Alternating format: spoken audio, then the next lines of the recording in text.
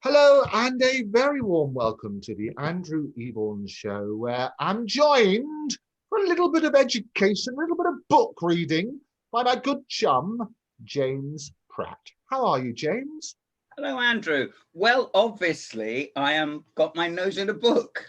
I love it. But not just your nose in the book, you've got different braces on. We've had every possible colour, but today, green, with envy, that green-eyed monster.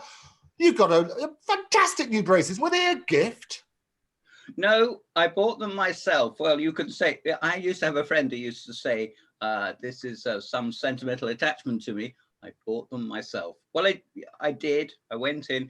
They call them straps. The young man didn't even know what braces were. I can't believe that, but he appeared not to know what braces were.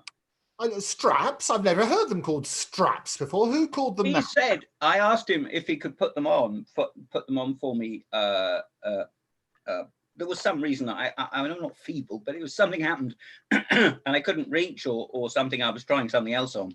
And he called them straps. And when I said, I think you've got them round the wrong way, I realized he had no comprehension of what they were. Oh, but quite extraordinary. So where did you get these straps? Well, I don't want, suits you, sir. I got them in Mossbros. Oh, but they must know. I don't believe that somebody who works, and they're talking about, this is the Chancellor telling us to retrain.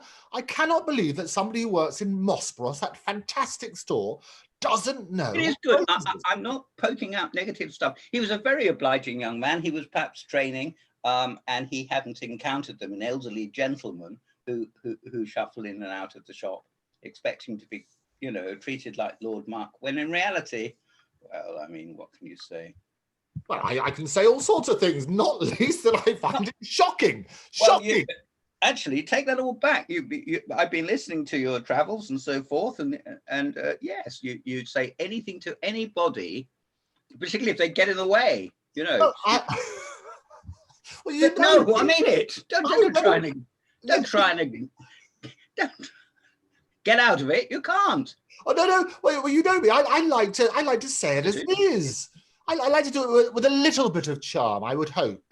But I think so. No, I can see a certain twinkle in your eye. I'm not sure I saw a certain twinkle in their eye, but I mean, you chance upon. You didn't you actually have a total impromptu? Didn't you? Weren't you wandering along Regent's Park or some such, and you actually met someone you knew? But that happens all the time. Absolutely. Well, I think you're referring, because I went all in aid of our glorious old school, Lord Wandsworth College, which we like to big up. They sent round a thing about raising money for single-term bursaries in these difficult times for pupils who had to continue working and studying, and families who, because of the current situation, may not be able to afford it. Now, I was such a child, and had it not been for the foundation at Lord Wandsworth College, which paid 90% of my fees, I probably would not, in fact, I definitely would not have been able to afford to go to Lord Wandsworth College. So I have a very soft spot for Lord Wandsworth College and the foundation that they did. And they sent around a note saying, look, we want to raise money. We can't do a big marathon because you can't do socially gathering and everything else. So we will do a virtual 5K. So I thought that would be the 5 continents, because they taught me maths as well as geography. I remember. I would do the 5 continents. But wait, Alan Bennett said the best title for a play, which is never written, is A Bike in the Hedge. And on the way round, you found a bicycle. Don't deny it. Just tell the listeners about the bike. It was extraordinary. So on my travels, my 5K, my 5 continents, because there used to be 7, but in the Brexit, I found a rusty old bike, which had obviously been dug out of the canal, because I assumed that I had to do like this triathlon type thing. I was under the impression that you thought it had been deliberately left there for you. I thought it must have been the case. It must have been the case. And it was an extraordinary journey, because I took people to Asia and I took them to China. Well, China, Asia, that sort of thing. But I also bumped into sharp edge of the conversation of the park, me old mate Pat Sharp. Do you remember Pat Sharp? He was at Lord Wandsworth. No, he wasn't. He was a DJ. And still is a DJ. And he used to have these long flowing locks in the 80s and 90s. And he was a very famous DJ. Still is a famous DJ. I'm sure he is. And you would have seen that I bumped into him in the park with his dog, Buster. That was it. That was it. That was the one. I thought his dog was the star of the show. Oh, always the animals are the star of the show. I make sure whenever I can, whenever I do any of these walkabouts, that the animals are the star of the show. And I did my Tiger King as well, because I took people to Regent's Park Zoo on the 5K, because I did promise that I would get them to different continents. And we saw some of camels, but they were too cold. They got the hump and they went back into their little hutch. They live in a hutch, do they? I could have guessed. I thought they lived in a hole in the ground, but obviously... Oh, the camels in the hole would be good, wouldn't it? Because the ships of the desert, I said, they could carry on forever, couldn't they? It's always a thrill. Well, yeah, they do have these retentive qualities, which means that they can live for, 3 years on little more than just a little praise, and appearing in a novel by P.C. Wren or something like that, Beau Geste, the Foreign Legion have raised a lot of laughs over the years, and I'm pleased to tell you, in case you didn't know, that they still exist. Oh, do they? The Foreign Legion? I know. It's hard to believe it, and I can't. I have a friend whose brother joined, and then they turfed him out within about 5 minutes or something. Oh, no, does he have to retrain? Because the Chancellor is trying to encourage us all to retrain. I take your point on board, but this was some years ago, and I don't know if they are under the aegis of our ever-learned British government over there. I think the whole point is that they are beyond the law, but aware of it. That's anyway, always good. Because ignorance is no excuse. In the eyes of the law. And who better than you to tell us that, Andrew? What, to talk about ignorance? To talk about the law. Oh, thank goodness. I thought that was like an underhanded little insult. Who better than you to talk about ignorance? Well, no, come on. Referee, no, never. All I was going to say was that my friend's brother got shipped home and he thought he'd had a bit of a jolly. He got home and the next day, there was a policeman at the door saying, all right, give us some money. And he thought he'd done it, he got home buck-she. In point of fact, he was presented with a bill. Oh my goodness. And what was the bill for? Well, coming home, or the either airfare or I don't know how he came home, or by ship. Good heavens. I've never heard of such a thing, the police knocking on your door and giving you a bill. Well, the old bill giving you an old bill. I love it. The headline writes itself. Well, actually, in the garage I used to work for many years, somebody had a fire, which of course is terribly serious. I mean, the first thought is to try and push it into the garage, but in fact, that's exactly what you shouldn't do. We let loose all our fire extinguishers, only to find the next day that the fire brigade turned up, and the fire brigade sent him a bill. Again, I've never heard the like of it. Well, is that for wasting their time or for wasting a fire? No, I don't think it's a fine. I think it was, well, actually, that's an interesting point. I think it would need looking at. The answer is I don't. Well, this is what we do. You know, James, as a regular, not just participant, but watcher of this program, you know that we ask the questions that nobody's ever asked. So it is a good point, and we should do that research, find out why and when and how different organizations enforce payment obligations. So if you let off a fire extinguisher, do you have to pay for it to be refueled? Good question. Well, at work, we didn't have a fire, thank goodness. I should explain that I work in a local college. I got another fire extinguisher off the wall, and this set off more bells. We were already living in a jingle jangle, the Hallelujah chorus was playing and everything was descending from the roof, and it was the last night of the proms and everything inside my mangled head. And then I said to one of the directors, who was almost pegging out, I think I genuinely do need to take a fire extinguisher off the wall. And without his tacit acquiescence, I rushed across the room, looking pretty athletic, I don't mind telling you. Took it off the wall, and some more bells rang out. Oh no! And I suppose, really, in a large institution, it may very well be that was a safety as much as anything, because if something comes off the wall, technically you're not geared up for the next occasion, which is as dangerous, if not more so, than what may be happening, which may be fairly localized or even a hox. But I think, I mean, you raise an interesting point, because everything is and should be connected. So rather than having to do two things, if an alarm starts, pressing the fire alarm, taking off the fire extinguisher, I think that's a pretty good idea, that if you're taking the fire extinguisher, it has to be because there's a fire. So why not take out one of the steps? I'm always in favor of that. User experience is important. Take out one of the steps. You know there must be a fire if you're taking off the fire extinguisher, and therefore connect the alarm to the fire extinguisher. There are, of course, I mean, you know this, but for the sake of patronizing you, I'll tell you. Does that mean talking down to people? In a manner that which makes it clear that you didn't know it, there are different types of fire extinguishers, and some of them have presumably still water and also foam or anything, you know. So the best thing to do is let one off by throwing it at the ground, as I think somebody did at Lord Wandsworth College once outside Ian Kerr's classroom. I'm not implicating any. Sims, you know it was you. It wasn't me. B602. I wouldn't do such a thing. Well, you weren't even there, you weren't even invented then. No, I said Sims. Oh, Sims. Sims. Yes, we know it was you, Rob Sims. So just you. Oh, Rob Sims will be watching now. He's a regular as well.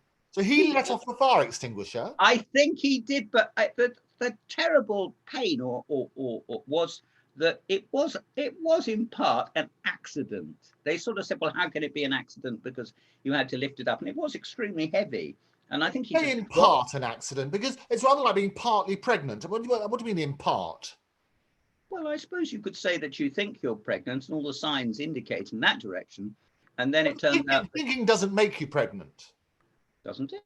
Oh, that's not to mind. Well, I said I enjoyed history and English, and I did, but I didn't say I enjoyed biology. Ah, well, you obviously not only enjoy it, but yes, I think thinking, the power of thought, as you know, that's a regular theme on this show.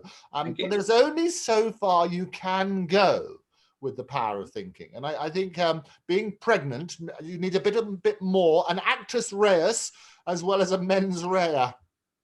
Right, or even deus ex machina. Well, that's the one. You know, you've got to get your deus in. And talking of words, and this is what intrigued me, we thought we'd have a look at some books today. Now, you brought a few along. Well, we did. I just happened to have the entire British Library here.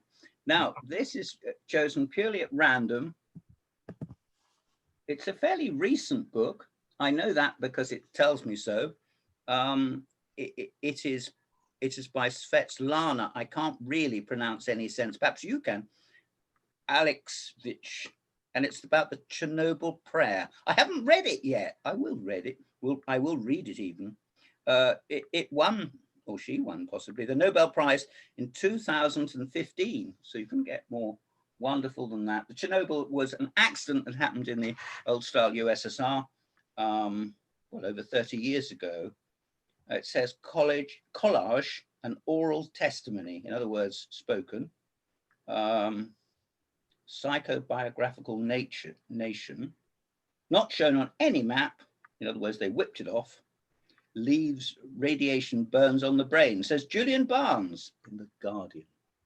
Good heavens. Well, I tell you, it's a great book to recommend, especially if you haven't read it. But also what I like, James, there was, Chernobyl is a tragedy, and there were so many different things which have been inspired to make sure that story is told. And there was a great TV series called Chernobyl. Did you have a chance to see that? I don't think I did. No, tell us all about it. Well, I would thoroughly recommend it. It's a really powerful cast of stellar people, which I'll send a link. I'll put the relevant thing. But it was, I think, on Netflix, and it was a really powerful series about what went on, the cover-up, the reason it had to be covered up and kept quiet for all sorts of political and embarrassing reasons.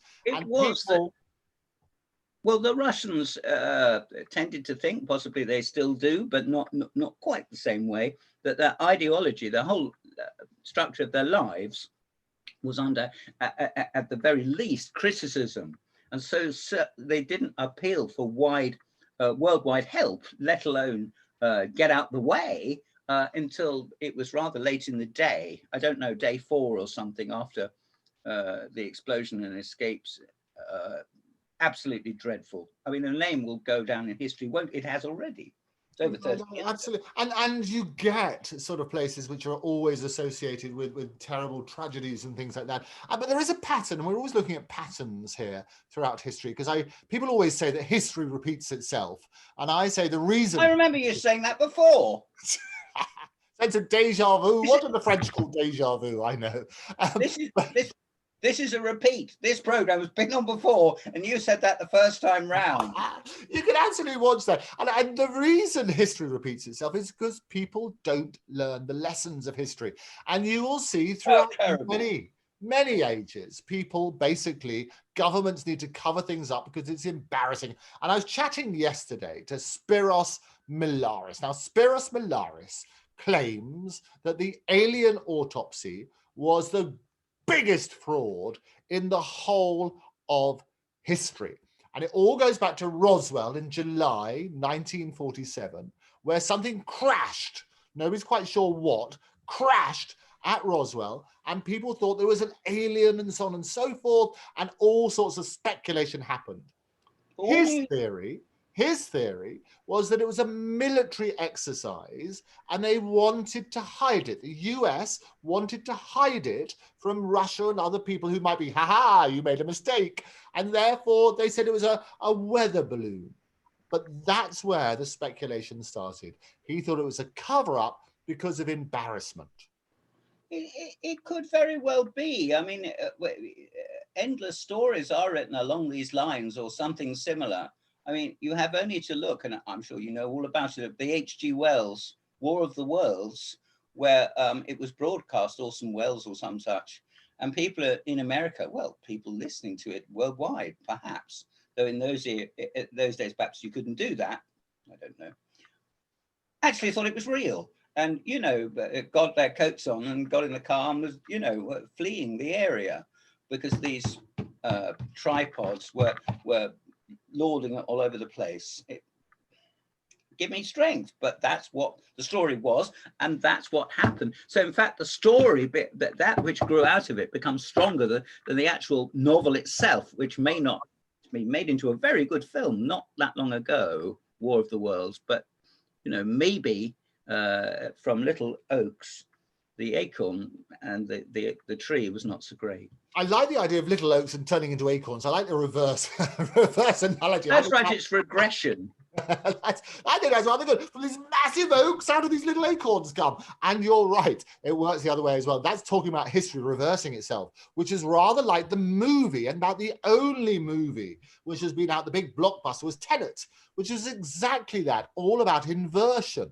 And so that's when you're talking about little oaks out of acorns and so on. Which you've been to, haven't you, in the last week? Many times, because I wanted to, because Cineworld, my local cinema in the heart of London, closed its doors rather sadly for what will be several months. They say temporarily, possibly it might come open again in March, April time next year. We don't know. We're not sure because they need blockbusters. But you would have seen on my journeys, my live journeys, that I have been to the cinema virtually every day because I try and watch anything that comes out so I can report back on it. But every single time, these massive screens, I'm the only one there. It's interesting, isn't it? It was Peter Ustinov who said he went to a very small country and he came down the aircraft steps and somebody ran into him and he said, this is an incredible small country. I actually went to a performance of, I can't remember what it was now. I was at a chess tournament and I needed something else to do. So I went into Gloucester and watched a film about aliens landing. It was quite good, actually. But somebody actually sat in front of me, and there were only about 4 people in the cinema, about 3 o'clock in the afternoon, and he actually sat bolt upright in front of me. And in those days, you could move seats. Now you can't. You get an allocated number an aisle and so forth. And I just couldn't believe it. The B film, showing my age, the B film in those days was a fascinating film. It was a documentary narrated by Gordon Honeycomb about Ah. the London Fire Brigade. And obviously, I'd only gone in there to see that. Oh, I understand. Well, I didn't want to see the boring old aid film. I mean, give me strength. Anyway, well, I remember we used to have, and my sister and I have two sisters, and but my younger sister, Rebecca, and we went along to our local cinema. I lived at Bracklesham Bay. Our local cinema was in Chichester. And Chichester, we went along to see a fantastic movie called The Incredible Journey. And so we went in by the number 53 bus, and in we went and saw these things. And we realized that if we sat long enough, the film repeated itself. So that's right, it would. No, so we did, and we didn't realize that. We were only very young, and we sat there having gone in with the bus, and we sat there for 3.5 times the film, because we managed to watch 3.5 times. And the reason we didn't complete the fourth is basically halfway through number 4, the usherette came along with a torch, and I could hear my mother's voice saying, "There they are!" And we got dragged out because we'd been there all day watching the repeat of The Incredible Journey, and that's what happened. Was that Raquel Welch? Well, no, The Incredible Journey was about some animals, but she would have been incredible in that journey. But no, it was all to do with these little animals that made the journey basically back home. I think it's been remade a few times. It's a lovely story, lovely tale. Animal tales, and they come along and they all come together because they're clever, these animals, and rather like homing pigeons, they can find their way home. I don't want to spoil it. It talks about The Incredible Journey. You spoiled it already. I was going to go and see it. What I was trying to say was presumably it was a Disney, and I have never seen it. I must have heard of it, I suppose, in one form or another. I would recommend it, and I would recommend trying to see it back to back. Beat my record and my sister's record of 3.5 times. Well, they put on endless adverts now, don't they? Some of which are beyond parody of a local Indian restaurant or something. And they put, come to the curry house, and then it all goes off. And you think, as a little boy, when they showed the B feature first, I always thought that was the film.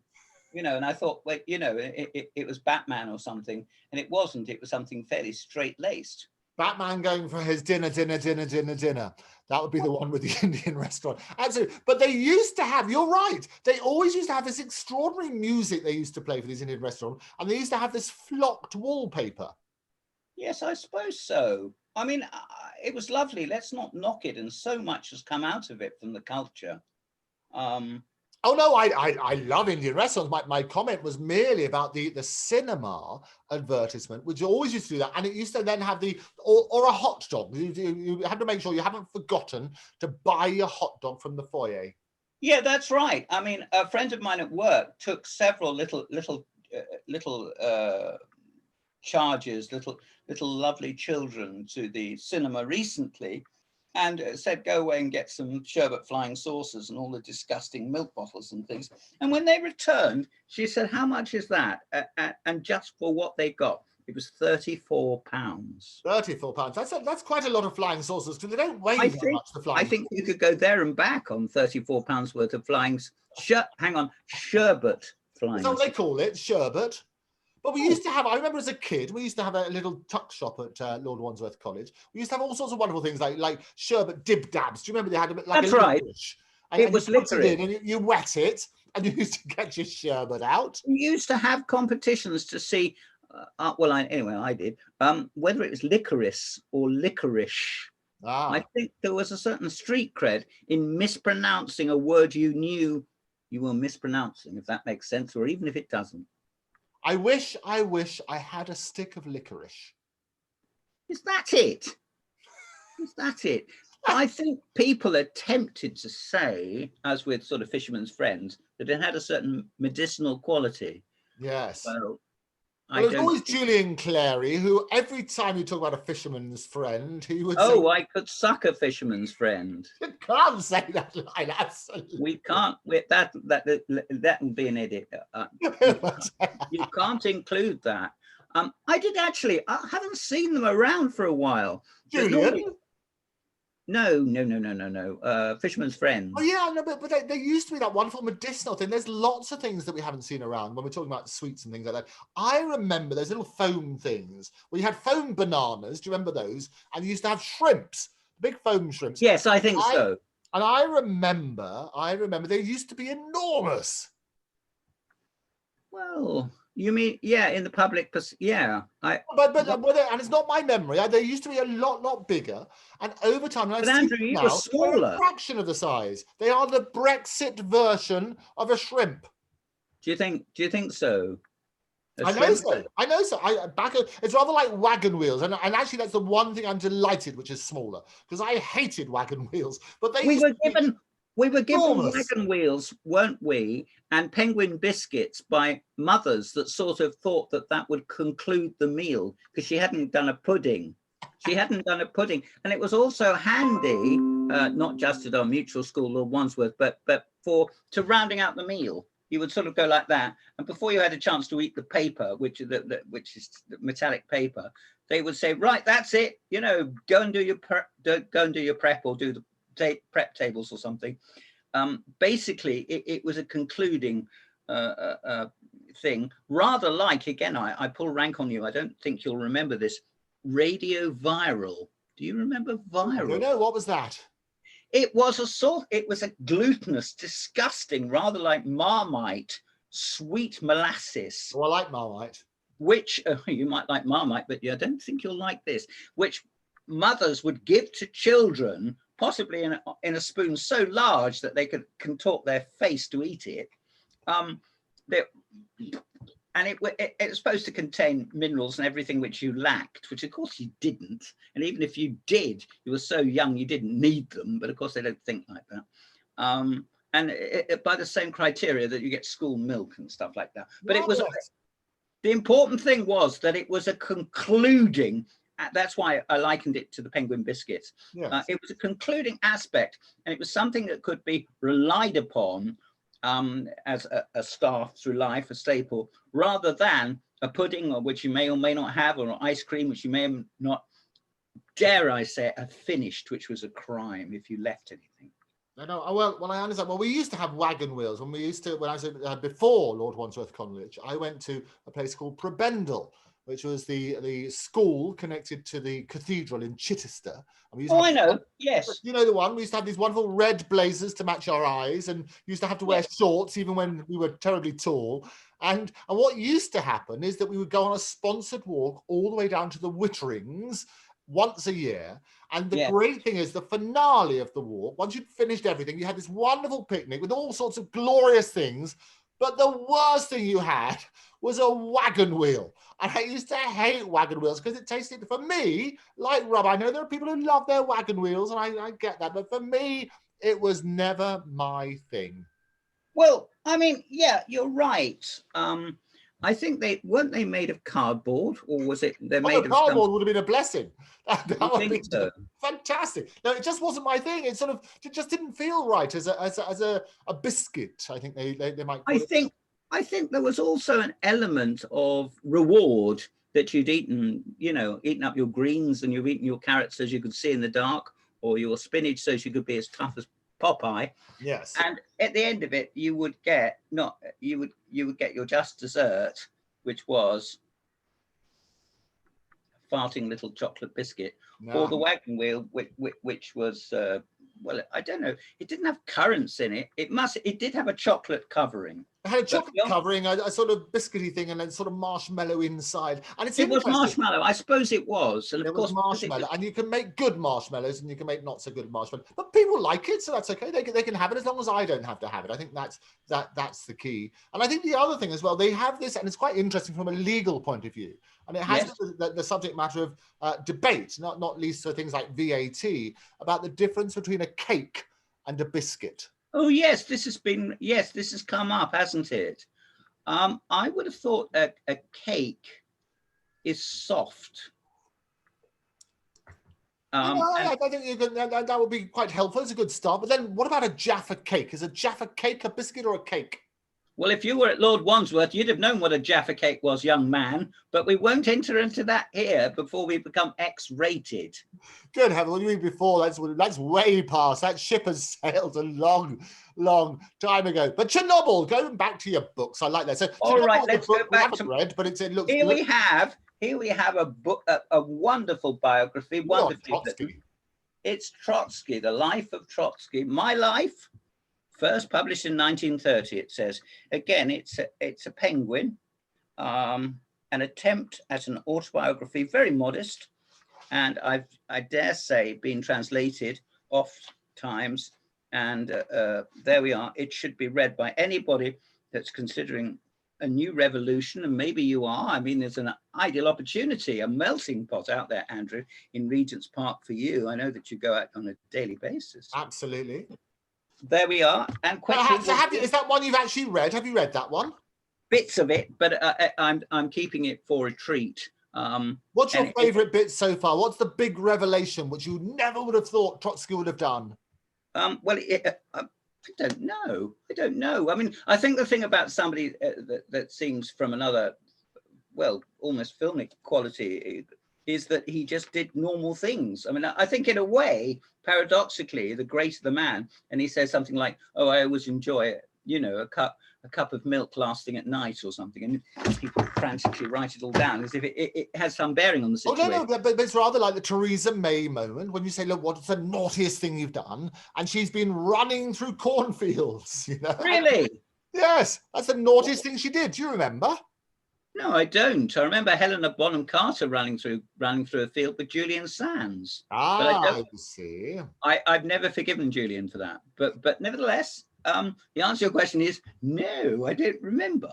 No. Well. Anyway, so basically, that's what she did. She was asked on a program what was the naughtiest thing that Theresa May had ever done, and she said the naughtiest thing she'd ever done was running through cornfields. And that explains all these crop circles that keep popping up. That was Theresa May. Of course it does. I thought it was extraterrestrial activity. Hey, no, we've dismissed all of that. We've dealt with that on the program. All those questions have been answered. It's got to be good. That daft girl.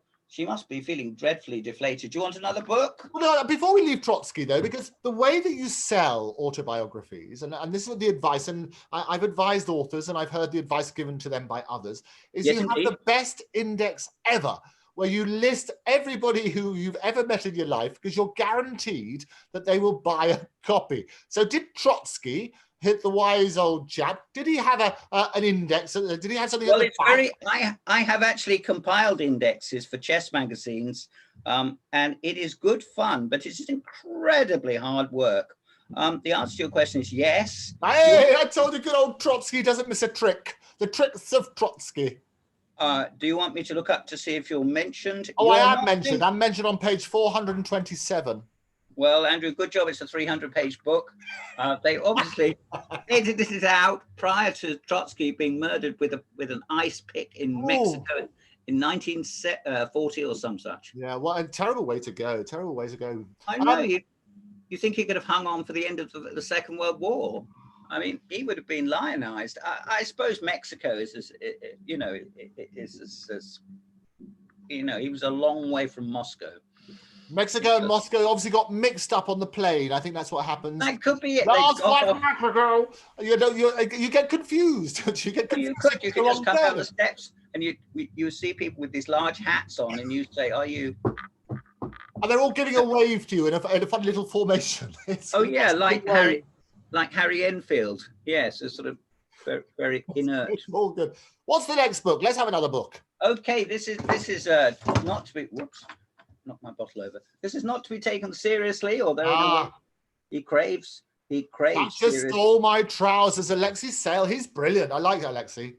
Right. Well, Thatcher stole my trousers. This is a parody, I should explain, of a headline that Friendly Star ate my hamster. No. In that, what you know, but there might be somebody else watching who didn't.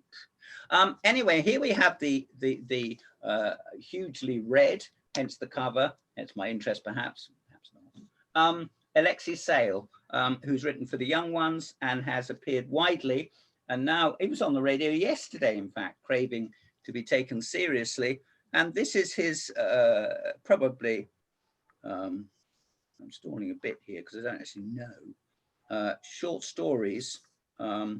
He talks about his life and how, though he lived in England, his heart perhaps was in Eastern Europe. Well, that's absolutely, and he's a fascinating character. And the thing I love about comedians, I've had a lot of comedians on the show. We had one this morning called Yasser Kayani. Yes, you did. I've seen that. Yes. Yeah, which is that really was he's a Muslim comedian, and he was talking about, because a lot of comedians come from a position of real hurt. You find that the funniest people, the most brash people, the most exterior, are the ones who are twisted inside and have a terrible sort of struggles in their life. And it turns them to comedy. And so often, it's like people talk about the struggling artist and how they create the best, most wonderful work as a result. I think the struggling artist is struggling financially more than perhaps the comedian who could literally stand up and spout. But they still come from a position of hurt, and so many, we're touching on mental illness and things like that. So many people like, the greats in comedy, Robin Williams, you have Tony Hancock, you have Spike Milligan, have all got their sort of challenges. Oh, good heavens, yes. Yes, well, 2 out of 3 of those did take their lives, didn't they? Absolutely, and very, very tragic. And that's why I think we're encouraging people to talk about these issues now. Because the more that people talk about things, the better they realize that they're not alone. I think so. It does put on another perspective. I'm not sure that it makes you the most popular pea in the pod, but yes, I would think so. Get it out there a bit, but realize perhaps that there's no answer. You can neutralize the feeling perhaps, but you can't necessarily cure it. Well, I think if we turn around and recognize it's okay not to be okay, not everything has to have a solution. What you can do is work on that basis, because sometimes you have to realize the Serenity Prayer, recognize the things you cannot change.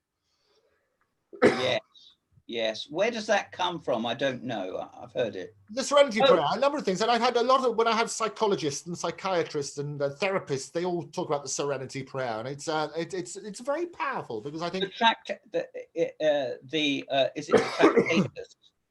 tractators? Recognize that which I cannot change. And exactly. And the serenity to know the difference, the wisdom to know the difference. And I think there's that wonderful line, it's adapted many times in literature and in film and so on and so forth, but in Bridge of Spies, very good movie. And what happens, the person is asked, aren't you worried? Aren't you worried? And he turned around and very wisely said, would it make a difference? I like it. As in Gone with the Wind, where the heroine says, I will worry about that tomorrow.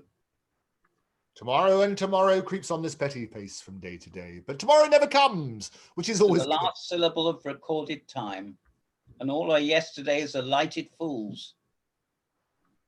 Oh, we love it.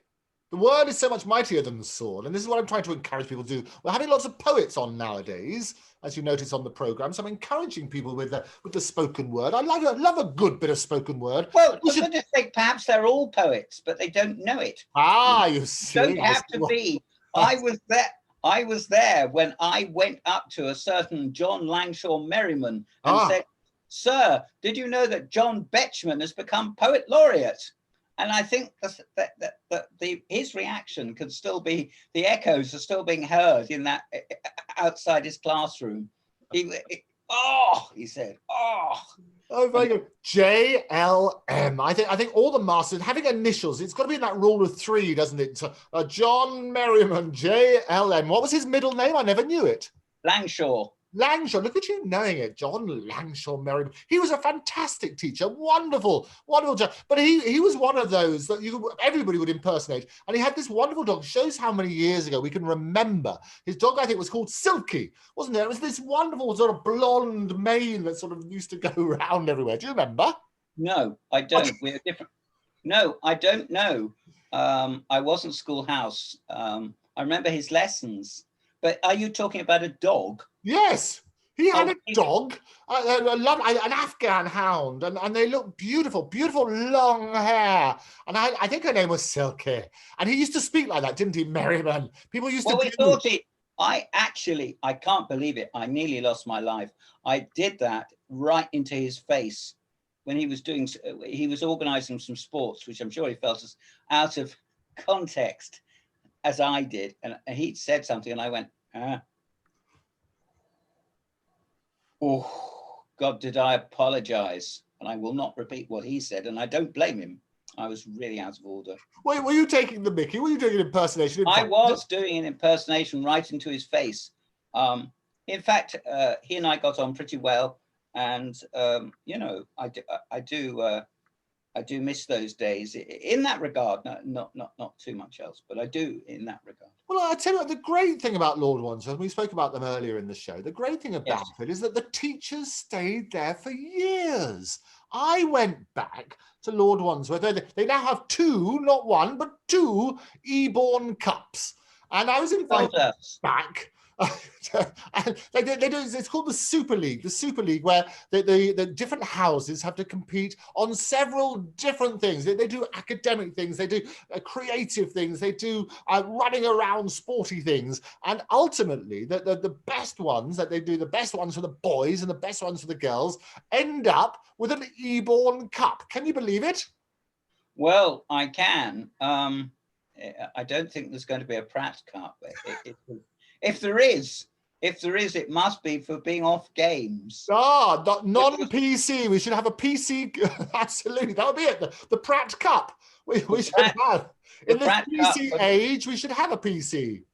For not being available to support the house, to watch the match. I think nowadays people they do recognize that people have different skills. And I think in the old days, you're right, everybody had to go out onto the playing fields. And I tell everybody that I was on the same rugby team as Johnny Wilkinson, albeit a few years apart. But we certainly, going back to the point about teachers, we certainly had the same trainer, Ian Kerr, taught Johnny and he taught me and was there for many, many years. You have the Wibblies. The Wibblies were fantastic. They were there for many, many years. Absolutely. And they went on for years and years and years. And any institution that manages to attract its people for that length of time has to be applauded, doesn't it? I think so, yes. I mean, there were perhaps some masters that when they left, if you made an inquiry and they didn't stay in teaching, it's possibly that they got the heave-ho. But I think as the examples you've cited were all very good, I'm sure. Yes, I would think that the continuity is a great thing. Experience builds and builds. And you can say, well, there's always a fat one, there's always a thin one, there's always somebody that think, you know, we were in the habit of bullies, you know, probably finding the lesson difficult, and people like me finding the lesson easy, but finding the bullies difficult.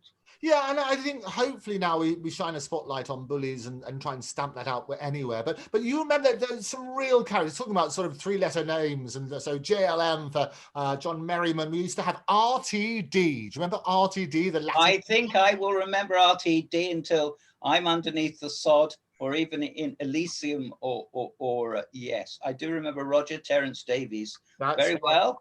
He was wonderful, and he was our Latin teacher, and it was 2 years ago, because it popped up on my Facebook thing as a memory, that 2 years ago we said goodbye to him in the Gavin Hall, and all the people sort of gathered there. It's interesting you say that we said goodbye. I mean, sometimes these are a celebration rather than everybody. I mean, when I actually shook hands with John O'Gorman, as I did at the very end, I registered condolence, but in fact, Roger had been dead for perhaps a year. I don't know the exact date, but it was a long time. Yes. And I think what they did, which was amazing. I mean, the films they put on and the speakers that they had and all the organization behind the scenes was as much as anybody could have believed would happen. Yeah. Oh, it's a wonderful celebration. And I think they always say when people pass, they would much rather you celebrate the life that they had rather than the loss that you feel. Well, Roger was incapacitated, wasn't he, for about 4 years or something. I was in contact with him from time to time, and he actually said, "You will not know that, you know, I'm now a wheelchair user," and which I replied, "Oh, yes, I do know." You know, it was... It was sad, but there we are. Latin went from the curriculum, and in the end, Roger went from the school and went to Winchester, which is where he lived. Yes, no, extraordinary. Well, the other one was Dames. Do you remember? And I remember the very first time. So there was him, and we also had well, I remember Anthony Woolstone as well, who was the very first person who taught me law, because we did a law O level. Yes, I remember him. It was the Spanish teacher. I would have killed to be in that. I left in the 5th form, not almost in You total. would have been in it if you killed. And murder was one of the things I studied. Yes, I mean, with Tony Woolstone, his degree, as he never tired of telling people, was in law and not in Hispanic studies or Spanish. But he was the Spanish teacher, and he elevated it to a very high level in the college, and did very well for it. David Dames, no longer with us, left and became a wine merchant or something like that, didn't he? I don't know. I don't know. I mean, it's extraordinary how people disappear. But and he's no longer with us, you say? Oh, goodness me. Yeah, we can go into this another time. Yes. He passed away under very sad circumstances. He had a heart attack and died. I'm told that the Kerrs were Ian and Pauline were with him. That may not be the case, but he had an asthmatic attack and died, I think, in France. He was only about 50. Right. No, I mean, shocking, absolutely shocking. It is shocking. This is why, and it's important that people talk about these things, because it means that live every moment. And the more that we see people losing their life at an early age, the more we should turn around and say, look, all of this unfinished business, the people we should phone up and say, I'm sorry we haven't spoken, or I'm sorry for this little misunderstanding, or I love you, or whatever you have to say. Andrew, I love you as well, but there's no need to ring and say it.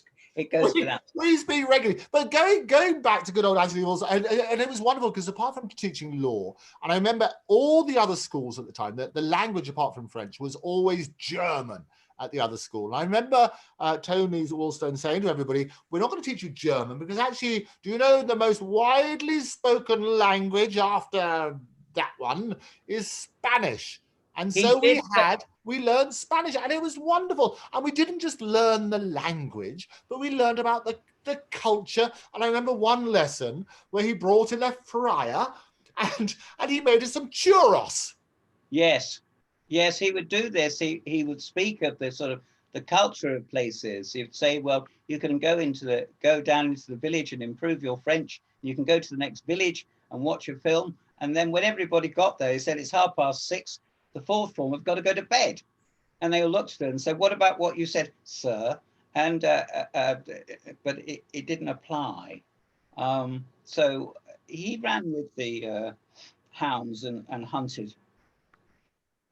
Yes. No, good. I mean, lovely, happy memories. But finally then, let's finish this one off. Do you have one more book for us to... I do. And this is a seminal work. In fact, it isn't a seminal work. I've got the wrong one. But never mind. This is, in fact... Sue Townsend's book, on which she became very famous. I love Adrian Mole. Adrian Mole. Now, we've talked about our old school, but we don't remember Adrian Mole at school, because he is a fictional character. Here he is. He's the poet of the Midlands, and this is done in diary form. And he talks about his life in a very serious a way which the Victorians would have known about. Diary of a Nobody.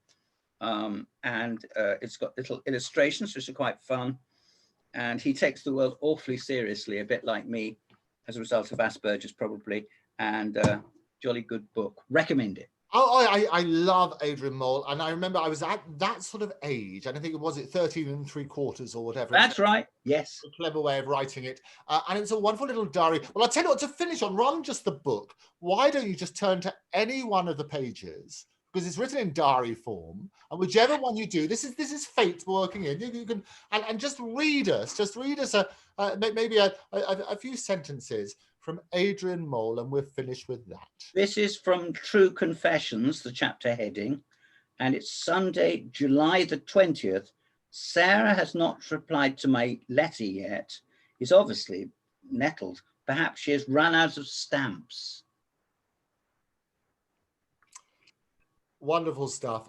Do go and get those books, all of those recommendations. James, an absolute pleasure, an absolute joy reminiscing with you. We'll be back again soon with maybe a different colour bracelet. You couldn't keep me away if you wanted to. Not that you want to. Thank you so much for joining me. Take care. Goodbye, Andrew.